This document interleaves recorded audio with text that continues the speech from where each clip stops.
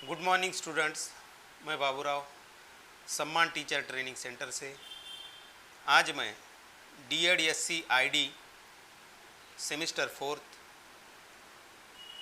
Paper number 12 teaching methodology unit 4 teaching of English का sub unit 4.2 objectives of teaching English अंग्रेजी शिक्षण के उद्देश्य पढ़ाने जा रहा हूँ।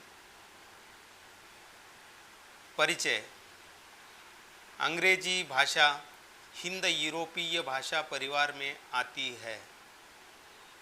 अंग्रेजी भाषा के जनक शेक्सपियर तथा जेफरी चौसर को माना जाता है। शेक्सपियर ने अंग्रेजी भाषा को एक नया रूप दिया था, किंतु जेफरी चौसर को अंग्रेजी भाषा का अंग्रेजी साहित्य का पिता कहा जाता है। अंग्रेजी भाषा को दुनिया की सर्वप्रथम अंतर्राष्ट्रीय भाषा माना जाता है। अंग्रेजी दुनिया के कई देशों की मुख्य राष्ट्रभाषा है, किंतु वर्तमान समय में कई देशों में अंग्रेजी कंप्यूटर, साहित्य, राजनीति और उच्च शिक्षा की मुख्य भाषा है। विश्व के 60% जनसंख्या बहुभाषी है। भारत भी एक बहुभाषीय देश है। भारत देश में भी भाषा तथा बोली में विविधता है। संविधान की 8वें अनुच्छेद में 22 भाषाओं को दर्शाया गया है, जिसमें असमिया, बंगाली, बोडो, डोंगरी, गुजराती, हिंदी, कश्मीरी, कन्नड़, कोंकणी, मलयालम, मणिपुरी, मराठी, मैथिली, नेपाली, उड़िया, पंजाबी, संस्कृत, सिंधी, संथाली, तमिल, तेलुगु, उर्दू भाषा सम्मिलित है। 47 भाषाएं विद्यालयों में पढ़ाई के प्रयोग में लाई जा रही है। भारत में अंग्रेजी राजकाज की भाषा के रूप में प्रतिस्थापित है। अंग्रेजी शिक्षण के उद्देश्य। अंग्रेजी एक सार्वभौमिक भाषा है। भारत में अंग्रेजी भाषा का शिक्षण लोगों की आशा एवं शिक्षा की गुणवत्ता का प्रतीक माना जाने लगा है। भारत में अंग्रेजी शिक्षा की शुरुआत का श्रेय लॉर्ड मैकाले को है। वर्तमान समय में भले ही अंग्रेजी भाषा कम हो, किंतु भविष्य में हमारे देश में भी अंग्रेजी भाषा धीरे धीरे व्यापक हो सकती है और उसका उपयोग कर सकते हैं, क्योंकि यह एक अच्छे करियर, अच्छे पदनाम, प्रतिष्ठित कॉलेज में प्रवेश के लिए विदेश यात्रा तथा विदेश में अध्ययन के लिए आवश्यक होती जा रही है। उपर्युक्त उद्देश्यों की पूर्ति के लिए अंग्रेजी भाषा का ज्ञान अत्यंत महत्वपूर्ण होता जा रहा है। अंग्रेजी पढ़ाने के दो मुख्य उद्देश्य है। भाषा का ज्ञान, जिसमें शब्द, वाक्य, वर्तनी, उच्चारण और व्याकरण है। नंबर 2, अंग्रेजी बोलने का ज्ञान, कम्युनिकेशन स्किल। किसी भी भाषा या विषय का शिक्षण केवल तभी उपयोगी और व्यवस्थित होता है जब शिक्षार्थी को उस भाषा के मुख्य सिद्धांत, निर्देश, मूल्य तथा उद्देश्य के संदर्भ में पूरी तरह से अवगत कराया जाए। इस प्रकार के शिक्षण में सबसे महत्वपूर्ण कड़ी शिक्षक की होती है। शिक्षक के पास शिक्षण की समझ होनी चाहिए ताकि वे नई पीढ़ी में ज्ञान एवं सार को संप्रेषित कर सके। उसका लक्ष्य सुदृढ़ ज्ञान पर आधारित एक ऐसी आधारशिला होनी चाहिए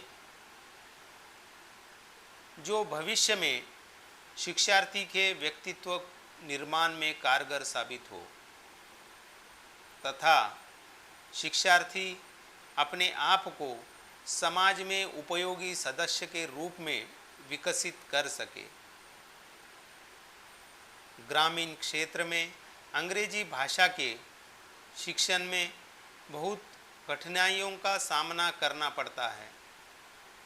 ग्रामीण क्षेत्रों में शिक्षण में शिक्षकों को निम्नलिखित विषयों पर कठिनाइयों का सामना करना पड़ता है। नंबर 1 हिजे स्पेलिंग, नंबर 2 गृह कार्य होमवर्क, नंबर 3 उच्चारण प्रोनाउंसिएशन, नंबर 4 व्याकरण ग्रामर, नंबर 5 खराब लिखावट बैड हैंडराइटिंग, नंबर 6 अंग्रेजी कविता English poetry, number 7 vocabulary. Number 1 हिजे स्पेलिंग्स के बारे में जानते हैं। किसी शब्द के स्पेलिंग्स मातृभाषा में भी बहुत कठिन होते हैं।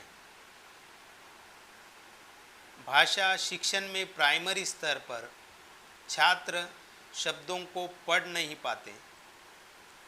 अंग्रेजी शब्दों के सही उच्चारण नहीं जानने के कारण उन्हें शब्द पढ़ने में कठिनाई जाती है। अंग्रेजी भाषा की विविधता के कारण हिज्जे एवं उच्चारण में असमानता होती है। अंग्रेजी में 26 अक्षरों के लिए 44 ध्वनियाँ होती है।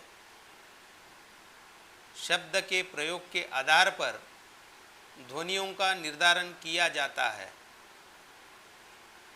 निम्न प्रक्रियाओं को प्रयोग में लाकर हम बच्चों को अंग्रेजी भाषा के शब्दों के हिज्जे सिखा सकते हैं। शिक्षक को स्पेलिंग के सही नियम कक्षा में बताने चाहिए। बच्चों से नए शब्दों के स्पेलिंग्स जोर से समूह में कम से कम 5 बार बुलवाने चाहिए।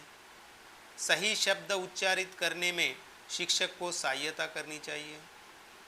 साप्ताहिक शुद्ध लेखन के अभ्यास से बच्चों को सही हिज्जे सीखने में मदद मिलेगी। हाई स्कूल स्तर पर अंग्रेजी शब्दकोश का प्रयोग हिज्जे सीखने में कारगर साबित होता है। प्रति सप्ताह कठिन शब्दों के पोस्टर बनाकर कक्षा में लगाने चाहिए। अब दूसरा है गृह कार्य। ग्रामीण क्षेत्रों में 90% छात्र गृह कार्य पर ध्यान नहीं देते हैं। शिक्षक भी कभी गृह कार्य को देने में एवं उसे जांचने में तत्पर दिखाई नहीं देते हैं। इसका मुख्य कारण कक्षा में छात्रों का अनुपात से ज़्यादा होना है। गृह कार्य करने से छात्रों में विषय के प्रति समझ एवं उसका सारांश ग्रहण करने की क्षमता का विकास होता है। गृह कार्य से संबंधित मुख्य निराकरण बिंदु निम्न है।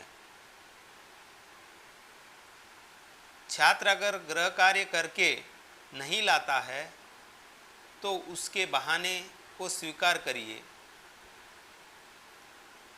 अगर वह प्रतिदिन बहाने बना रहा है तो कारण जानकर उसके निराकरण का उपाय करिए। गृह कार्य देते समय स्पष्ट निर्देश देना चाहिए ताकि छात्र को समझ में आए कि वास्तव में शिक्षक क्या चाहता है। गृह कार्य के महत्व पर उससे बातचीत करिए। अगर प्रतिदिन या साप्ताहिक गृह कार्य आप नहीं जांच पाते हैं तो 3 या 4 बच्चों का गृह कार्य की जांच प्रतिदिन करें।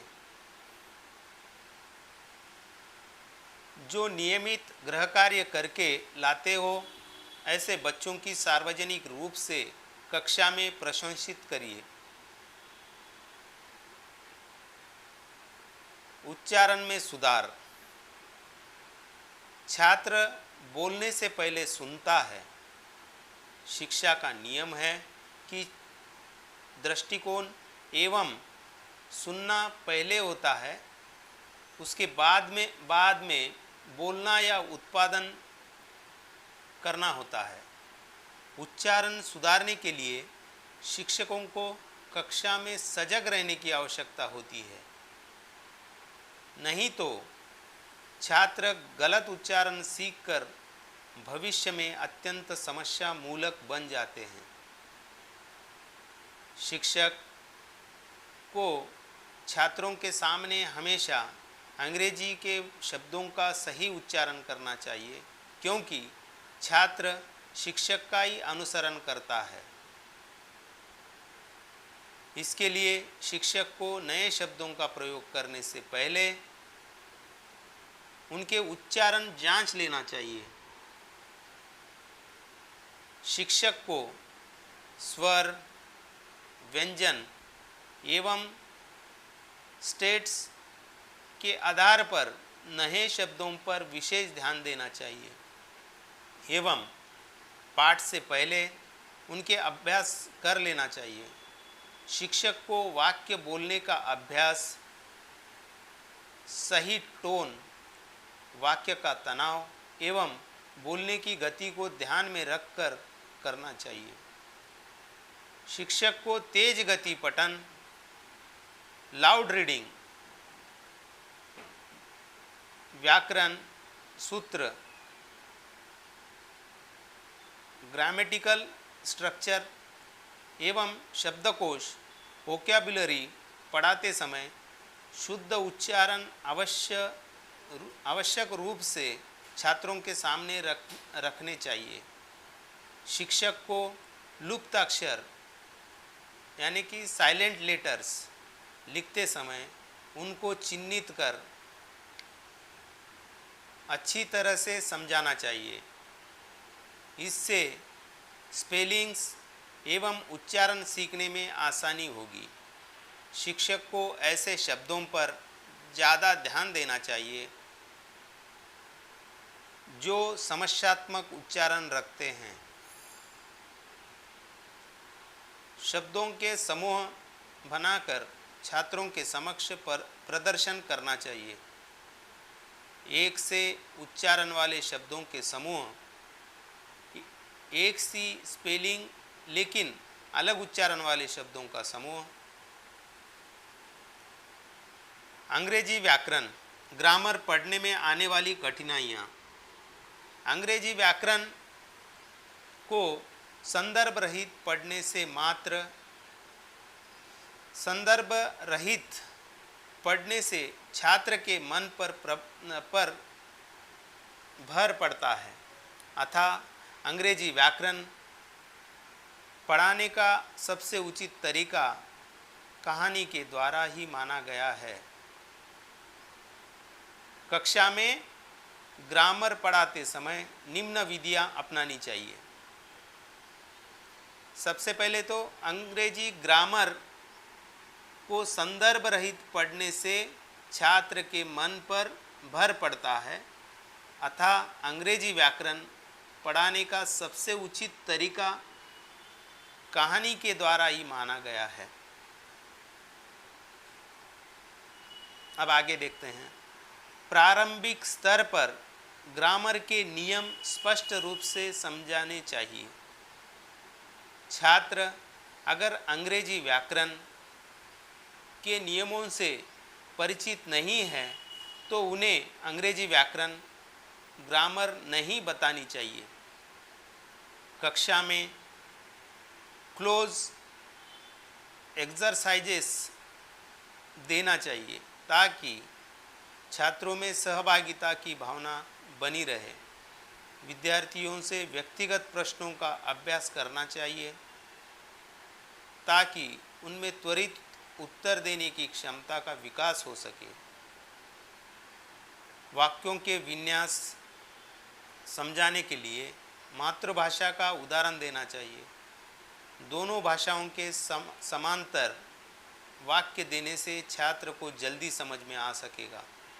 शिक्षक को ग्रामर ट्रांसलेशन की विधि एवं सिचुएशनल मेथड दोनों का मिश्रण कर अंग्रेजी व्याकरण ग्रामर का अध्यापन करना चाहिए।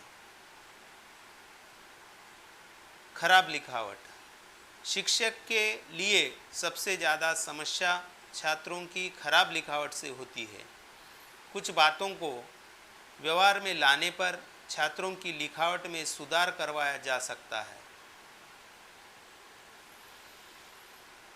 सर्वप्रथम शिक्षक को बोर्ड पर सुंदर तरीके से लिखना चाहिए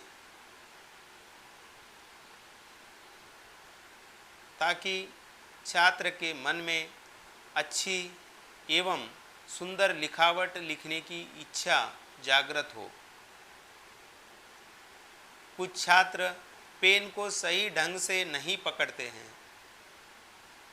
शिक्षक को इस बात पर निगाह रखना चाहिए एवं व्यक्तिगत रूप से जाकर पेन पकड़ने का सही ढंग समझाना चाहिए।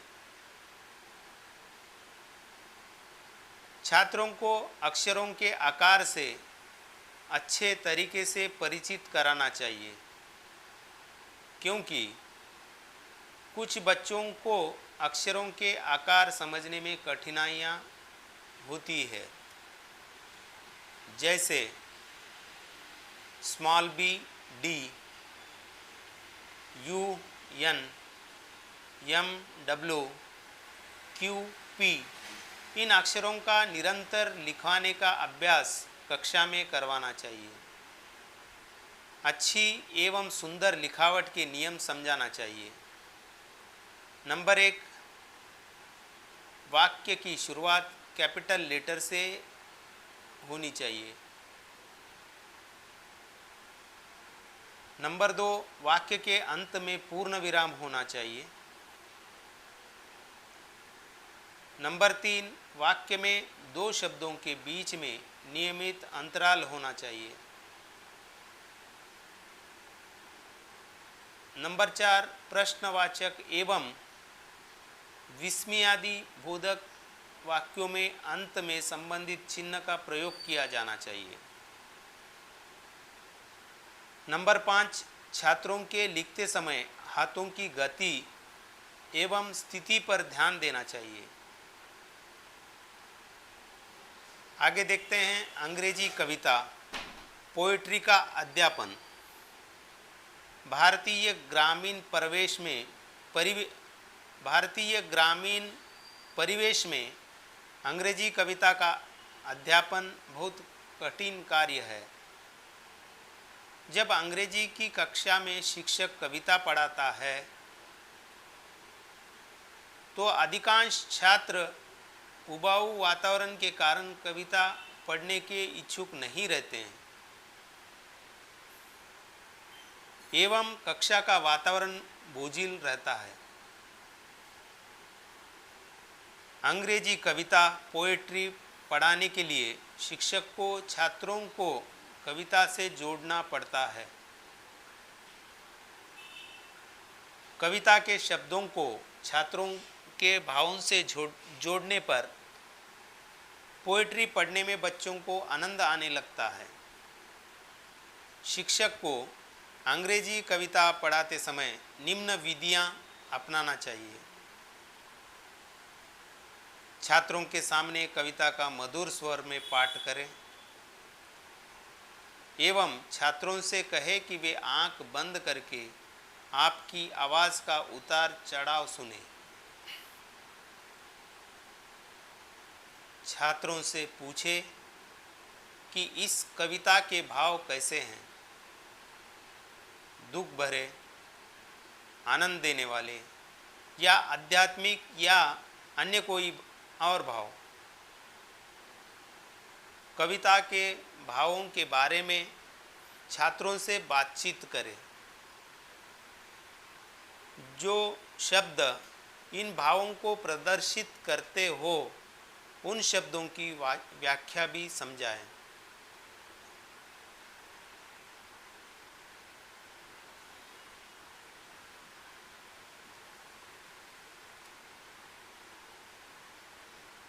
कविता की प्रत्येक लाइन के बारे में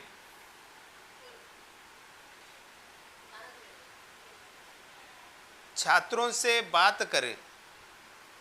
कविता की लय एवं लयात्मक शब्दों की व्याख्या करें।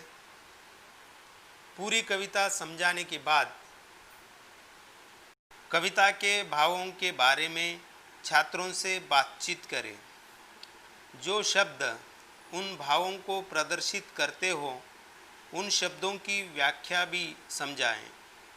कविता की प्रत्येक लाइन के बारे में छात्रों से बात करें।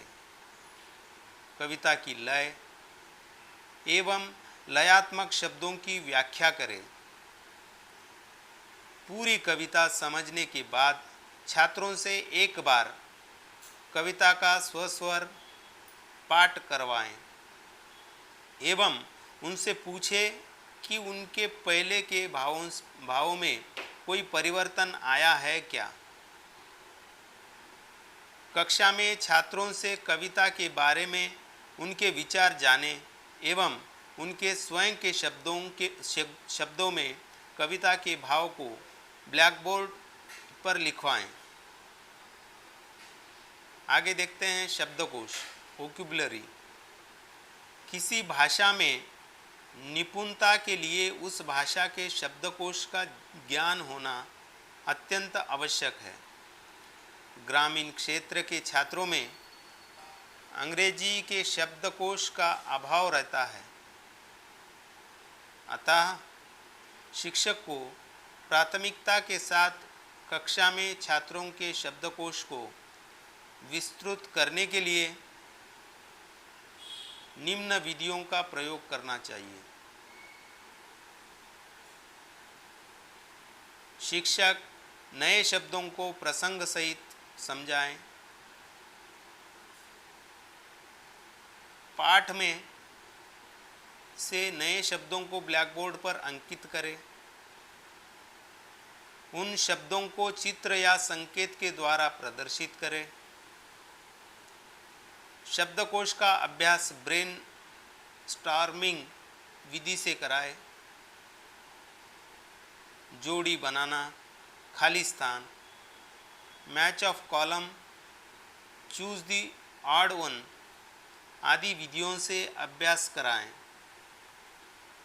छात्रों का समूह बनाकर नए शब्दों पर बातचीत के लिए प्रोत्साहित करें।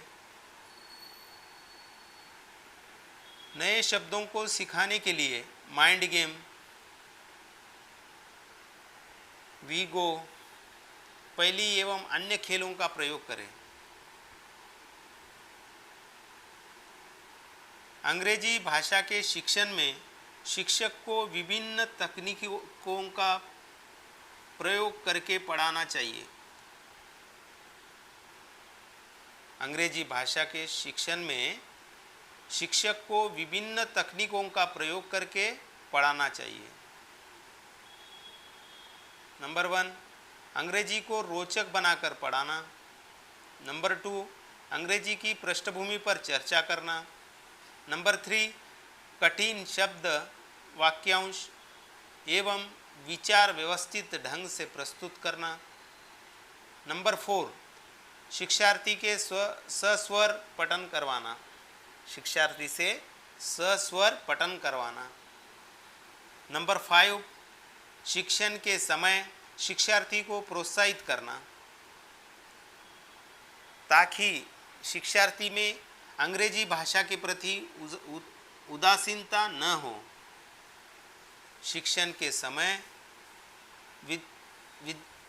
शिक्षार्थी को प्रोत्साहित करना ताकि शिक्षार्थी में अंग्रेजी भाषा के प्रति उदासीनता न हो। अंग्रेजी के शब्दों को अधिगम करने के लिए प्रेरित करना इत्यादि। भारत में अंग्रेजी भाषा एक दूसरी मुख्य भाषा के रूप में जानी जाती है। भारत में अंग्रेजी शिक्षा का मुख्य उद्देश्य शिक्षार्थियों को अंग्रेजी का व्यवहारिक ज्ञान हासिल करने में मदद करना है। अंग्रेजी का व्यवहारिक उद्देश्य यानी अंग्रेजी बोलना, लिखना, पढ़ना तथा समझना से है। अंग्रेजी भाषा का ज्ञान ना होने पर आधुनिकता की दौड़ में शिक्षार्थी को विभिन्न व्यवहारिक समस्याओं का सामना करना पड़ता है। शिक्षण काल में या शिक्षण के बाद व्यवहारिक समस्याओं को हल करने के उद्देश्य कई कार्य होते हैं, जैसे ट्रेन के लिए टिकट खरीदना, डॉक्टर से बातचीत करना, यात्रा करना, रेस्टोरेंट में खाने का ऑर्डर देना। इन समस्याओं को हल करने के लिए इंग्लिश में कम्युनिकेशन स्किल होना चाहिए या स्पीकिंग पावर स्ट्रांग होना चाहिए। शिक्षण कार्य में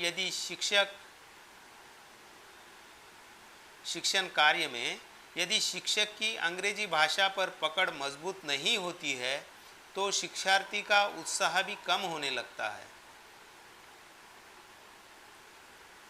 ऐसी स्थिति में शिक्षक को निम्नलिखित प्रक्रियाएं अपनाना चाहिए। नंबर 1, कक्षा में अंग्रेजी के वातावरण का निर्माण करना चाहिए। नंबर 2, अंग्रेजी शिक्षा को प्रभावी कराने के लिए शिक्षण कार्य में विविधता लाना चाहिए। नंबर 3, प्रत्येक शिक्षार्थी को शिक्षण के समय प्रोत्साहित करना चाहिए।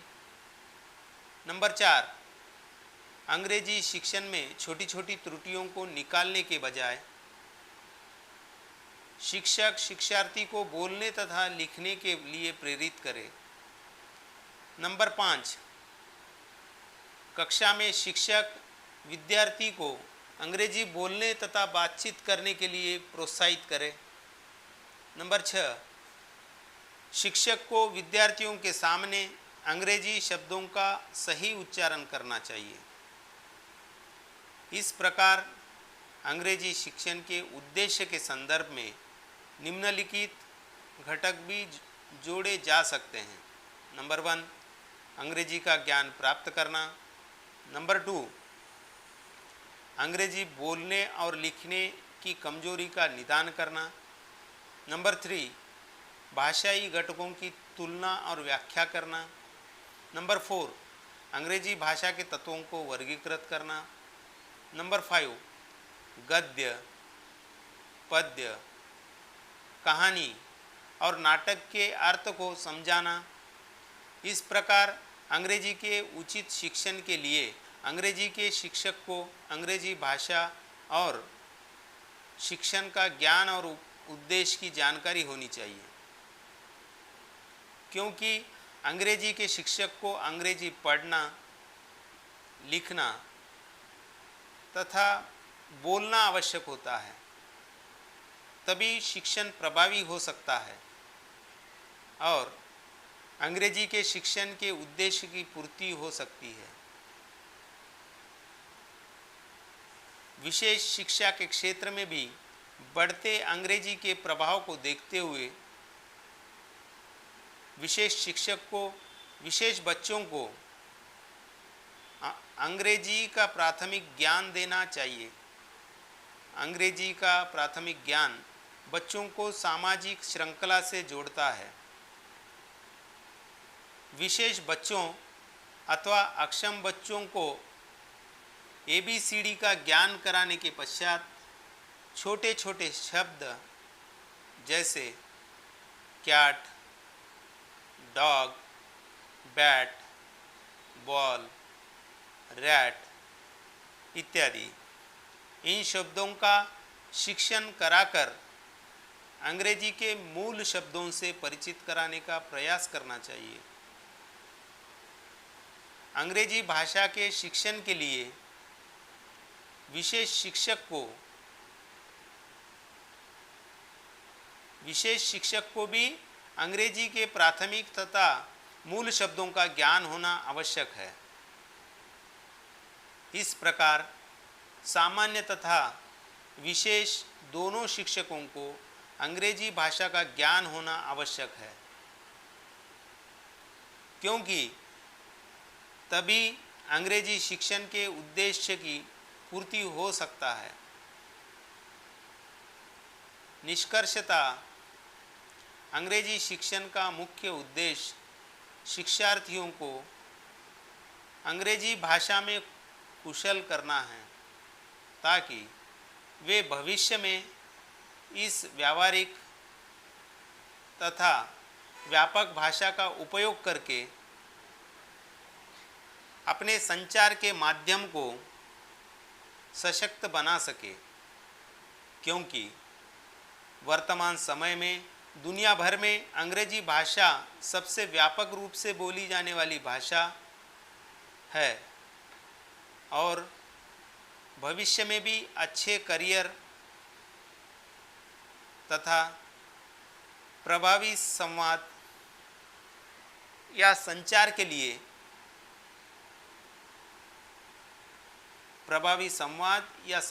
लिए भी अंग्रेजी भाषा माध्यम बनती जा रही है। अंग्रेजी भाषा विश्वव्यापी होने के साथ साथ संचार का प्रबल माध्यम बनती जा रही है।